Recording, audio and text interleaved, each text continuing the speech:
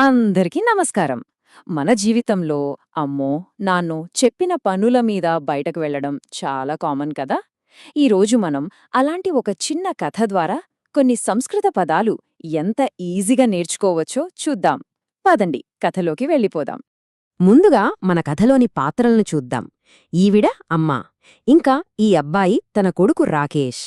వీరిద్దరి మధ్య జరిగే ఓ మామూలు సంభాషణే మనకు కొన్ని కొత్త సంస్కృత పదాలు నేర్పించబోతోంది. సో కథ ఇక్కడ్నుంచే మొదలవుతుందన్నమాట. అమ్మ అంటే అంబ తన కొడుకు రాకేష్ని ఏదో సహాయం అడగాలని పిలుస్తోంది.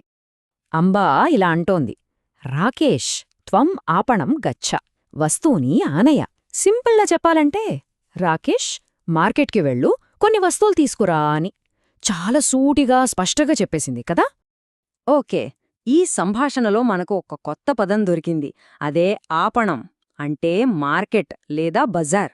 సో రాకేష్ ఇప్పుడు వెళ్లాల్సిన చోటు ఇదే అనమాట. సరే, రాకేష్ మార్కెట్కి వెళ్ళడానికి రెడీ అవుతున్నాడు. మరి మార్కెట్కి వెళ్లాలంటే కొన్ని కావాలి కదా, సో వాటిని తీసుకుంటున్నాడు. ఆ సంభాషణ ఎలా ఉందో ఒకసారి చూద్దాం. అప్పుడు అమ్మ ఏం చేసిందంటే, కొనాల్సిన వస్తువుల లిస్టు రాకేష్కి ఇస్తోంది. వస్తూనాం నామావళి అపి అత్ర అస్తి అని అంటోంది. అంటే వస్తువుల లిస్టు కూడా ఇక్కడే ఉంది, తీసుకో అని. చూసారా, ఇక్కడ మనకు ఇంకో పదం దొరికింది, నామావళి. అంటే లిస్ట్ లేదా జాబితా. ఈ కథ ప్రకారం ఇది ఒక షాపింగ్ లిస్ట్. చాలా సింపుల్ కదా. నామా అంటే పేరు, ఆవలి అంటే ఒక వరుస. సో పేర్ల వరుస, అదే జాబితా అన్నమాట. లిస్ట్ తీసుకున్న రాకేష్ అస్తు స్యూతం దదాతు అన్నాడు.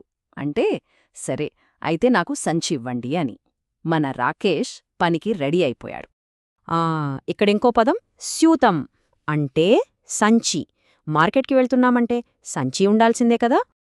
ఇక అన్నిటికంటే ముఖ్యమైనది ఏంటి? డబ్బే కదా. అంబ అదే చెప్తోంది, స్వీకురు ధనం అపి నయ. అంటే ఇదిగో, ఇది తీసుకో, డబ్బులు కూడా తీసుకువెళ్ళు అని. ఎందుకంటే డబ్బులు లేకుండా ఏ లావాదేవీ జరగదు. అంతే, రాకేష్ చేతిలో ఇప్పుడు లిస్టుంది, సంచి ఉంది, డబ్బులు కూడా ఉన్నాయి. ఇంకేంటి, మార్కెట్కి బయలుదేరాడు. ఇక అసలు కథ అంటే అసలు లావాదేవీ మొదలు కాబోతోంది. ఇప్పుడు మనం కథలో చాలా ఇంట్రెస్టింగ్ పార్ట్కి వచ్చేసాం. మార్కెట్లో షాప్కీపర్తో మన రాకేష్ లావాదేవీ ఎలా జరిపాడో చూద్దామా. షాప్కీపర్ అంటున్నాడు, హాత్త నవత్యధికాని చత్వారే శతాని రూప్యకాని దదాతు.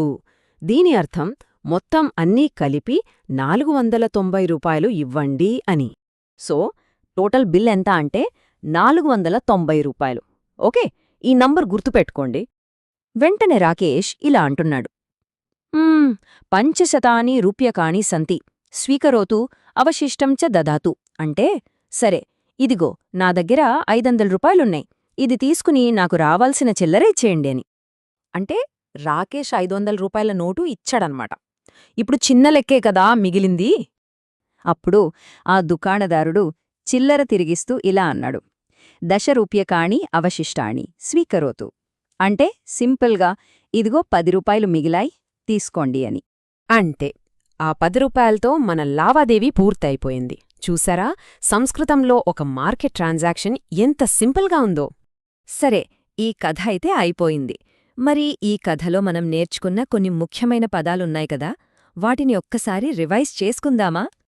ఓకే, మనం నేర్చుకున్న ముఖ్యమైన పదాలు ఇవే. స్యూతం అంటే ఏమనుకున్నాం? సంచి. నామావళి అంటే లిస్ట్. ఆపణం అంటే మార్కెట్. ఇక ఆనయ అంటే తీసుకురా అని, నయ అంటే తీసుకువెళ్ళు అని. ఫైనల్గా అవశిష్టం అంటే మిగిలినవి లేదా చిల్లర. ఈ కొన్ని పదాలు తెలిస్తే చాలు, ఉపయోగపడతాయి కదా. సో దీన్ని బట్టి మనకు ఏమర్థమవుతోంది? ఓ చిన్న మామూలు పని ద్వారా కూడా ఒక కొత్త భాషలో కొన్ని ప్రాక్టికల్ పదాలు నేర్చుకోవచ్చు. ముఖ్యంగా ఇలా కథల రూపంలో నేర్చుకుంటే పదాలు చాలా ఈజీగా గుర్తుండిపోతాయి.